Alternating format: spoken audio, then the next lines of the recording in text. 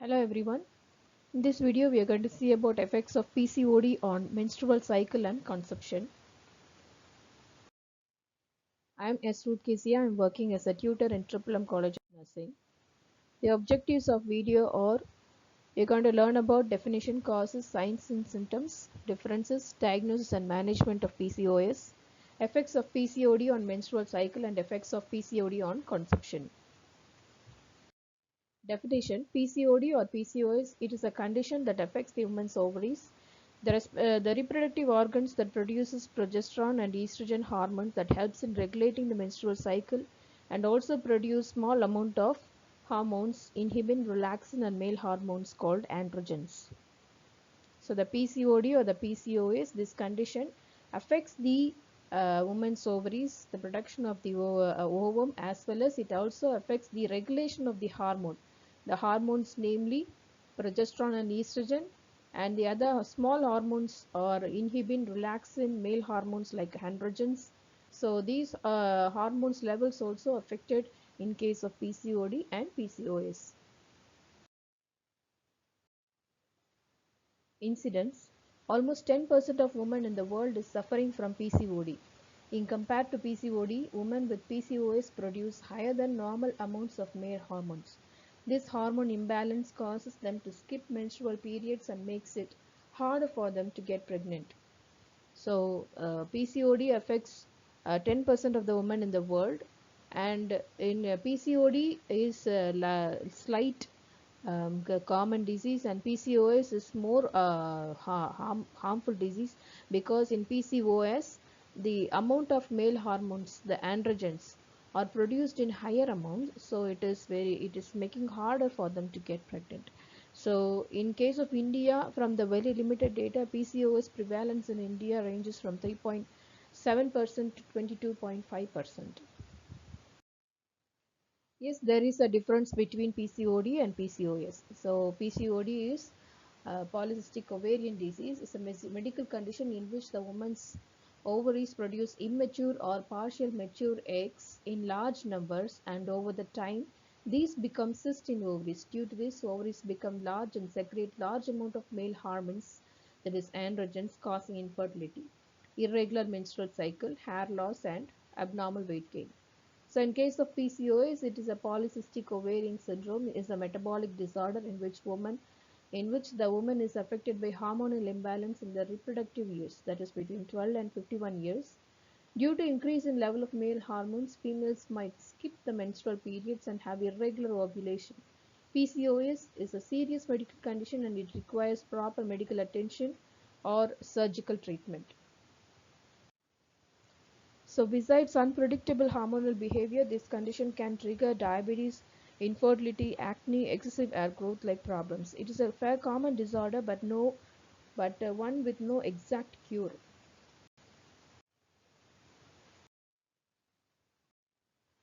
So the other differences between PCOD and PCOS are: in case of incidence, the PCOD is a common disorder and it occurs in 10% of world women population are affected by it, and PCOS is a serious medical condition. Around 0.2 to 2.5 percentage of world women population are affected by it. So that's about the incident. Next, if we take the ovulation, PCOD does not affect the fertility of women. In this condition, women can still ovulate and become pregnant with little help. Following medication can complete pregnancy. So in PCOS, it seriously affects the fertility in women. Due to PCOS, women cannot ovulate regularly and making them hard to get pregnant. If at all they become pregnant, there is a risk for miscarriage, premature birth or complication in their pregnancy. And the fourth difference is, according to the complications, PCOD doesn't have any serious complications. PCOS has serious complications such as type 2 diabetes, heart disease, high blood pressure, and endometrial cancer in later stage. So this is about the differences between PCOD and PCOS. Next, we'll see about the pathophysiology of PCOS or PCOD in menstruation. So if you see the symptoms like basal body temperature, hormonal level, ovarian cycle and uterine cycle are given in against with the days. Okay, so if you take basal body temperature in day 1 to day 14, there is no changes in the basal body temperature. It actually maintains the normal level. But if you see in the day 14, there is a peak, slight higher. It raises, the basal body temperature raises from 36 to 36.4 to 36.7 degrees Celsius, and then throughout the luteal phase it maintains the higher basal body temperature. And if you say take next the hormonal level, the blue one is the FSH, that is follicle stimulating hormone. It remains the same throughout for 14 days. At 14 days there is a slight increase, and after that it remains the normal level. And next the pink one is the LH, that is the luteinizing hormone. With this hormone only we used to detect the um, ovulation through the blood test. Okay, so when we do your blood test, so to for this only we are checking the ovulation has occurred or not. Okay, so in luteal hormone, luteinizing hormone, if you take from day 1 to day 14, there is no increase, it remains normal. So at day 14 there is a more peak. If you see, there is a highest peak of the luteinizing hormone on day 14, that is on ovulation. So if the luteinizing hormone rises to the peak, with the woman might be ovulating at that time. So after that it goes to the normal. And if you take the estrogen, the black one, so it remains the same, and just before the ovulation estrogen rises, and there is a fluctuation in the estrogen hormone levels and progesterone. And if you see the progesterone, the follicular phase, the progesterone has nothing to do with it, but during the luteal phase the progesterone increases. So this is how the hormonal changes occurs during menstrual cycle. And the ovarian changes are during follicular phase, the ovary gets maturity. It gets mature from the Graafian follicle, and from the Graafian follicle it is released as a ovum on the day 14, and after that it goes into the fallopian tube. This Graafian follicle will go as a corpus luteum. So that's what happens to the ovary. And if you take the uterus, the inner lining of the uterus, that is the endometrium. So these are the changes. So day 1 is the menstruation, so that is the first day of period. So during that time the endometrial shedding will occur till day 7. So from day 7 to day 14, it is called the proliferative phase. So during which the hormonal changes will occur. Again the uterus, the endometrium of the uterus get ready to receive the fertilized ovum for pregnancy. So during proliferative stage and secretory stage, the inner lining of the endometrium will get thickened, that is by the more amount of blood collection. Okay, that's what will happen during the 14 to 28 days, that is the secretory stage. And after that again the shedding of the endometrium will occur. So this is what happens for every 28 days. So this is about the pathophysiology of PCOS and PCOD in menstruation. So I said about the pathophysiology of the PCOD in normal menstruation. Okay, so if you take PCOD and PCOS, during that time the menstruation, normal menstruation is affected. The hormonal levels are affected. It is not raised at the particular level, and the ovulation will not occur, and the endometrial lining also will be affected. So that's what will happen in a normal menstruation in case of PCOD and PCOS. Okay. So next is the pathophysiology. What happens in conception in case of women with PCOS and PCOD. So normally the normal ovary, the conception will be like so if for a conception to occur we need a ovum, right? So how the ovum is produced?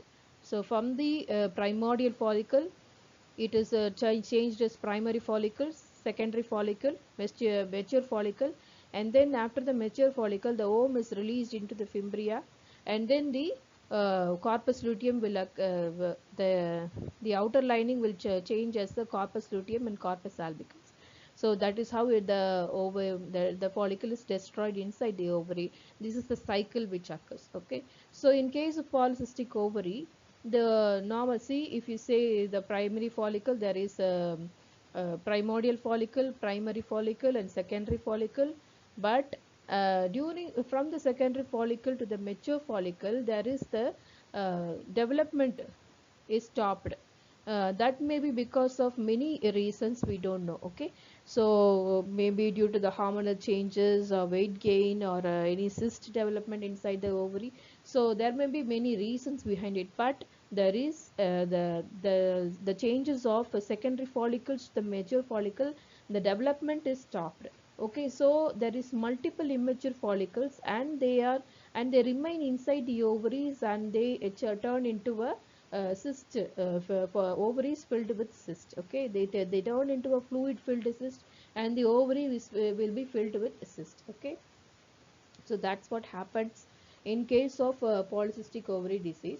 So without the ovum released into the fimbriae, the conception will not occur. So this is the reason behind the woman not getting conception in case of not getting pregnant in case of PCOS and PCOD. Okay, so there is the secondary follicle is not converted into mature follicle. There is a growth, development is stopped. The development is stopped because of various reasons. So that is the reason the woman is not able to get pregnant. Okay, next we'll see about the signs and symptoms are: some women start seeing symptoms around the time of their first period.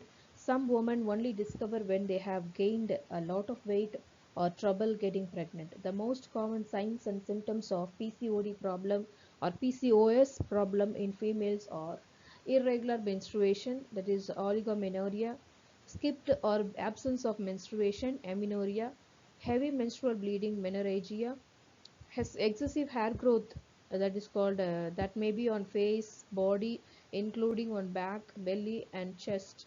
So that is called excessive hair growth, that is called hirsutism. Okay, and next is acne. Acne may come upon the face, that is face, chest, and upper back, and weight gain, hair loss. Hair loss on the scalp gets thinner and fall out, and skin darkening.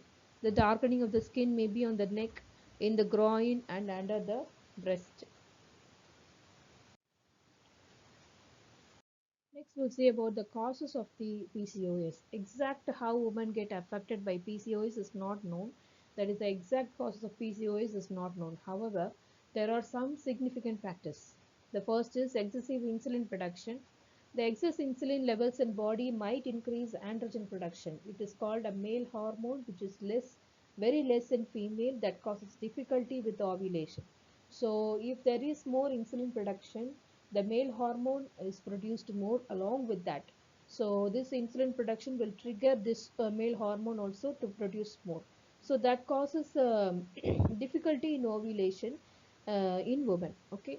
Next is androgen production, excess androgen production. These ovaries produce abnormally excess androgen hormones that can lead to acne and hirsutism, that is hair growth on the face and body. So the androgen, which is produced by in large amounts in ovaries in case of women, so they can have this excessive hair growth on face and body. And low grade inflammation. As per the recent studies, the female with PCOS are having low grade inflammation that causes increased levels of androgen production, which can lead to blood vessels or heart problems. So here also, in case of inflammation, we see that there is an increased level of androgen production. So again, that causes infertility in females. So that can also lead to blood vessels problems and heart problems. Okay, next is hereditary. The woman with PCOS show certain genetic correlations. Their sisters or their mother. So anybody in the family might be affected with PCOS. Now we'll see about the complications. So every woman will think what happened to their body when they have PCOD or PCOS. Having higher than normal androgen levels can affect your health. These are the complications of PCOD and PCOS problem that require medical attention. So there can be abnormal uterine bleeding, infertility or hypertension, infertility, and type 2 diabetes, preterm labor and preterm birth, metabolic syndrome, risks for high blood sugar, high blood pressure, heart disease, diabetes and stroke, and NASH, that is called a non-alcoholic steatohepatitis. So in case of PCOD or PCOS, the woman may have this hepatitis problem that may be because of higher androgen production. So next is complication is depression. Many women end up experiencing depression and anxiety due to unwanted hair growth and other symptoms. And sleep apnea, more common in women who are overweight, causes repeated pauses in breathing during the night, which interrupt sleep. So if you don't have sleep in the night, you will end up in stress and anxiety. Though then again it contributes to the infertility. And next is endometrial cancer due to the thickened uterine lining. So we see that in case of menstrual cycle, every 28 days during the secretory phase, the endometrial lining get thickens. Okay, so it has to be shed on the day one. Okay, on the during every month. So if it is not shed and the endometrial lining remains, it may turn as an endometrial cancer. Next is miscarriage, spontaneous loss of pregnancy. Female next those who are diagnosed with the PCOD problem or PCOS should monitor their health on regular basis to avoid any complications in future. If left untreated, PCOD problem in future can lead to type 2 diabetes, so that is also one kind of complication, and obesity and other mental issues due to hormonal imbalance, whereas PCOS in future can have serious complications such as risk of hypertension, hyperglycemia, endometrial cancer and pregnancy complications like premature birth, preeclampsia and miscarriage. So these are some of the complications of PCOD and PCOS. Now let's see how to diagnose this condition. PCOD or PCOS has physical findings that affects body systems and can be diagnosed through blood test and imaging. Depending on symptoms such as irregular periods, unwanted male pattern hair growth on a woman's chest, face and back, acne or thinning of the scalp, hair, and gynecologists will ask about the medical history, eating and drinking habits, taking any prescription or over-the-counter medications including vitamins and supplements. So to diagnose PCOD or PCOS, a gynecologist may recommend pelvic examination. So in case of pelvic examination, they will check for masses and abnormalities or any growth in the reproductive organs. And next is the blood test. Blood test will help to understand the hormone levels. These includes fasting lipid profiles to check the levels of total cholesterol, high density lipoprotein and triglyceride levels, low density lipoprotein and glucose tolerance test. So the next diagnostic procedure is the imaging test, ultrasound imaging test to check the size of the ovaries, the lining of the uterus, and the cyst in the ovaries. Apart from the above, the gynecologist might recommend additional tests to check for the complications. So these may include periodical monitoring of the blood pressure, glucose tolerance, cholesterol, and triglyceride levels, screening for anxiety and depression, and screening for obstructive sleep apnea. So these all the gynecologist will check in addition with the above diagnostic procedures. Next we'll see about the treatment for menstruation. So this PCOD affects menstruation and conception. So we'll see first about the how to treat the menstruation in case of PCOD or PCOS. There is no cure for PCOS, but there are several ways to treat and manage it. The first is diet and exercise. If a girl is overweight or obese, a doctor will recommend lifestyle changes. Weight loss can be very effective in easing many of the health conditions associated with PCOS, such as high blood pressure and diabetes. Your doctor or a registered dietitian can look at your food intake and your exercises and activity to create a weight loss program for you. The exercise is very important to improve your body's sensitivity to insulin and prevent progression of diabetes. The next is medicines. Sometimes doctor might prescribe medicines to treat PCOS. A doctor might prescribe birth control pills to help control the androgen levels in her body and regulate the menstrual cycle. The birth control pills may help control acne and excessive hair growth in some girls, but they don't work for everyone. It may take up to 6 months to determine whether treatment with the birth control pills is effective. The anti-androgens also sometimes used to treat PCOS. These medicines counter the effects of excess androgen on a girl's body and can help clear up the skin and hair growth problems. So this is called tweezing or waxing. Tweezing or waxing done at home or at a salon and can manage excess hair growth. A dermatologist, a doctor who specializes in skin problems or qualified hair removal specialist can use electrolysis and laser surgery treatment for long-term removal of unwanted hair, but they are more expensive. So the first picture is about the hair removal, and the next picture is about the tweezing and waxing. So excessive hair growth can be controlled with this kind of treatment. The next this picture is the birth control pills. So I have told you already how birth control pills will control the production of androgen levels in the body and regulate the menstrual cycle. So the birth control pills may help in controlling the acne and excessive hair growth and in some girls, and they do not work for everyone. It may take up to 6 months to determine whether the treatment with the birth control is effective. So this birth control pills contains totally about 28 tablets. So you have to take it without missing it in the night every day. So the first 21 tablets are with which contains the hormones. The other 7 tablets contains vitamins. So regularly if you take for 1 month for at least 3 months, then your period should be made regular. So the next picture is about the counseling in case of depression. So some girls with the PCOS may become depressed, in which case it may help to talk to a therapist or other mental health professional. And talking with the other teens and women with PCOS is a great way to share the information about the treatment and get support. Next, we'll see about the treatment for consumption in case of women with PCOD or PCOS. The first is maintaining healthy body weight. BMI, that is body mass index, ranges from 18.5 to 24.9 is considered as ideal and healthy for females. So the BMI, if it is above 30, then they are considered as obese and not healthy.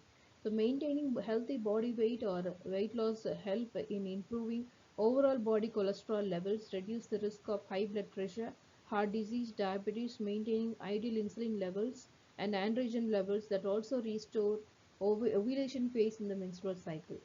So maintaining a healthy body weight is very essential in case of, in order to acquire fertility in case of women with infertility. So next is diet and regular exercise. So how you will achieve this ideal body weight is by doing this diet and regular exercise. So you should limit the carbohydrate consumption. If you have PCOD or PCOS, follow a low carbohydrate diet or complex carbohydrates diet that help in maintaining insulin levels. Eat fish, meat, eggs, vegetables that grow above the ground, and natural fats like sunflower seeds, pumpkin seeds, sesame seeds, and butter. And avoid sugar and starchy foods like potatoes, bread, rice, pasta, and beans. And also you should do regular exercises and be active. If you have PCOD or PCOS, doing regular exercises and becoming active will help in regulating blood sugar levels and keep your weight under control. So any diet that helps you lose weight can help your condition. However, some diet may have advantages over others. Weight loss can also improve cholesterol levels, lower insulin, and reduce heart disease and diabetes risk. And 20 minutes of moderate intensity exercise at least 5 days a week can help the woman to lose weight. Losing weight with exercises also improves ovulation and insulin levels. So maintaining a healthy diet and regular exercises and maintaining good ideal body weight is essential. Next, you should maintain the blood sugar levels under control.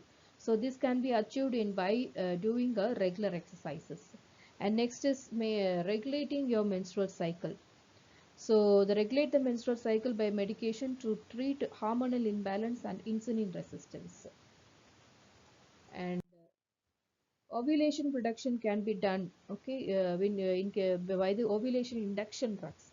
So these are some of the ovulation induction drugs. They are clomiphene citrate, letrozole, and these drugs will improve the quality and quantity of the ovulation through these are some of the oral medications, okay. Clomiphene citrate and letrozole are the oral medications. So infertility treatment can be done through fertility drugs also. Next is metformin. So metformin, we already know that it reduces the insulin level in the body, so and thereby it reduces the androgen levels also, and contributing to the fertility. And this is the chorionic gonadotropin injection. So this is a fertility injection. So it produces human chorionic gonadotropins, and that helps in the fertility. Okay. So this is the surgical treatment for in case of infertility. So I told you the ovaries will look like cyst, and there will be more amount of androgen producing tissues in the ovaries.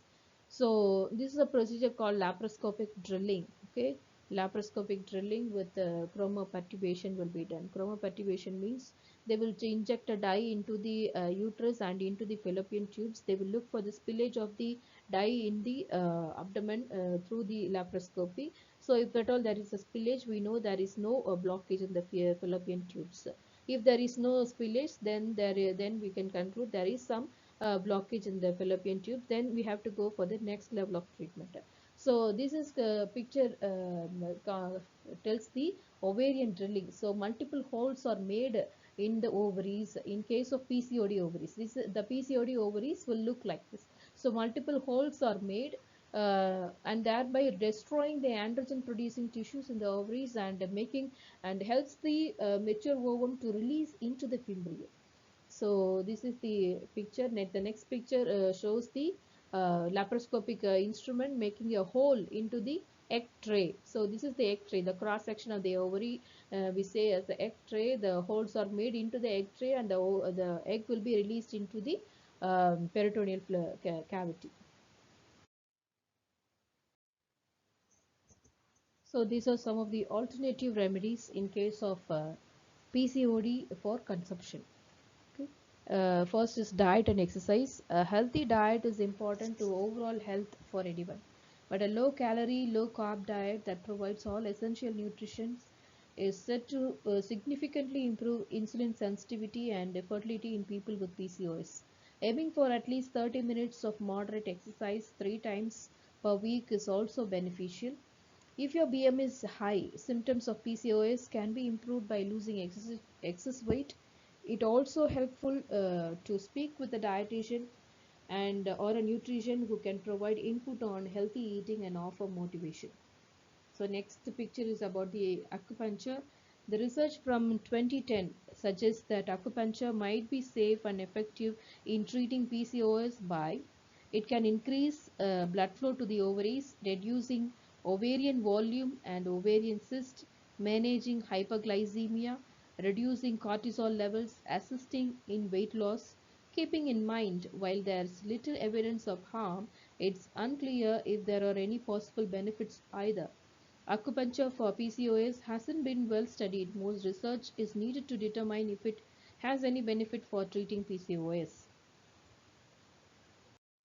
Next is the essential oils. Essential oils are the plant extracts that produce variety of fragrances that may impact the way you feel. Many people find inhaling essential oils relaxing or invigorating. Others use essential oils to ease symptoms of various health conditions.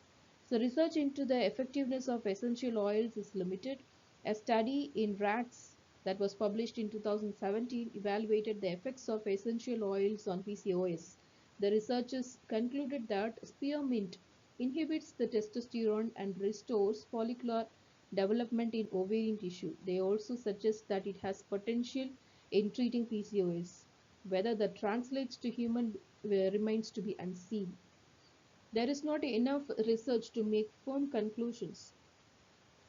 Next is aromatherapy. Aromatherapy is generally considered safe, though side effects can occur. Use it if it makes you feel good, but make sure you're using essential oils correctly. Some can interfere with medication, so discuss all the complementary remedies with your doctor. Next is herbs and supplementations.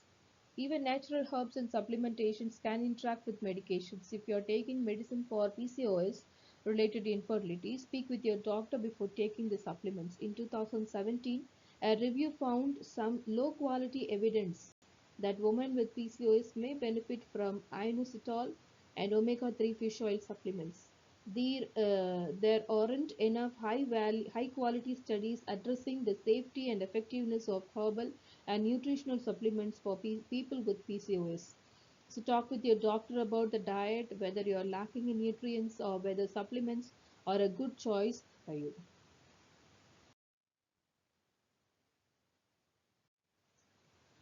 And next is about the mental health. Experiencing difficulty conceiving can be frustrating, and going through fertility treatments can be emotional, a roller coaster. These are physical problems, but they can place added stress on relationships and on mental health. Depression and anxiety are fairly common among people with PCOS, though it's unclear how these conditions are related. If you have depression or anxiety, or having trouble coping, rest assured that you are not alone. Help is available. Your doctor can evaluate your symptoms and refer you to the appropriate specialist if needed.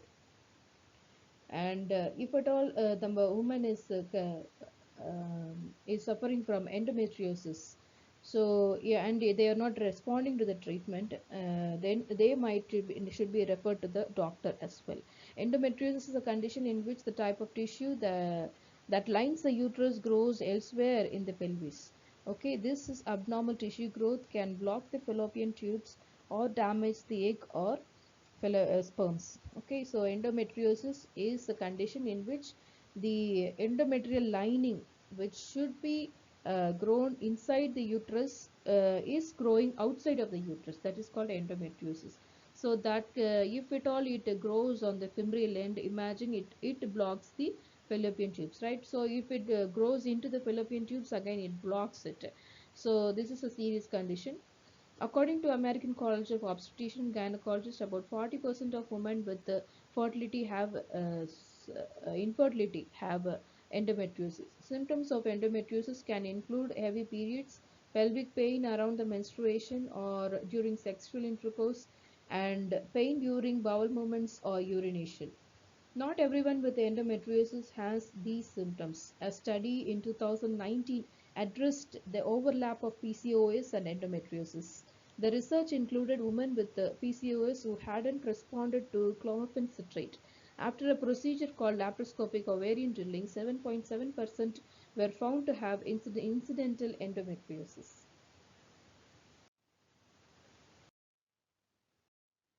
The next treatment for conception in case of PCOD or PCOS is the surgical treatment is IVF. It is the in vitro fertilization.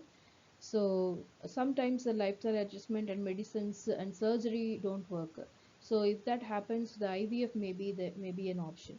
So the patient will be start with ovarian stimulation hormone therapy. So the ovaries are stimulated to produce eggs, and multiple eggs are produced at a time. And these in step one there is a ovarian stimulation, and step two is a multiple when there is multiple eggs are produced in the ovaries, the eggs will be aspirated through a vacuum pump. And step 3, preparation of the sperm. And step 4 is the fertilization between the sperm and the ovum. Step 5 is the embryo development. So this embryo will be made to, after the fertilization, the embryos will be made to develop. Some will be transferred to the frozen for later use. Some will be transferred to the uterus to implant and develop. So IVF may increase the likelihood of a multiple birth.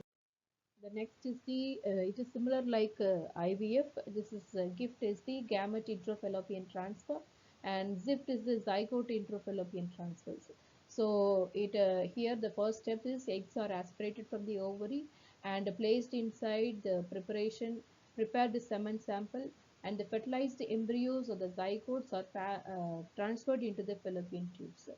So in this case, what happened? The implantation will occur naturally into the endometrial cavity. So it is not directly placed inside the endometrium, uterine endometrium, but instead they will be placed inside the fallopian tubes. From there, the embryo has to travel and reach the endometrial lining of the uterus and gets implanted. So next is the intracytoplasmic sperm injection, ICSI.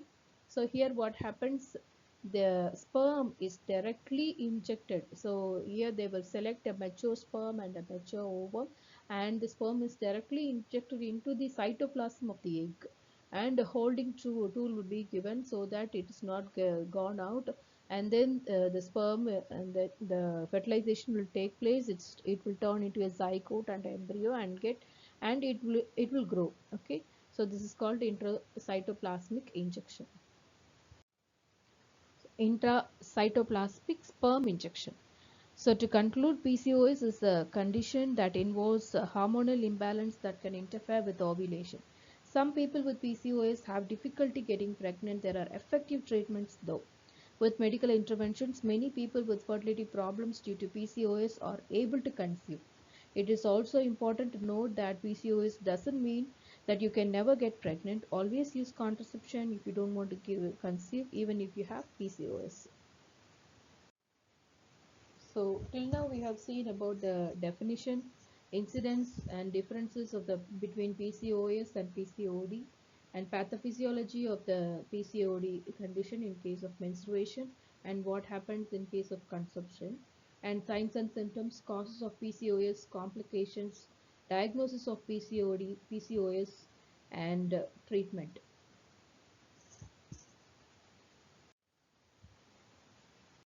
And so I hope you all have gained some knowledge about PCOD or PCOS. Thank you for your kind listening. Thank you.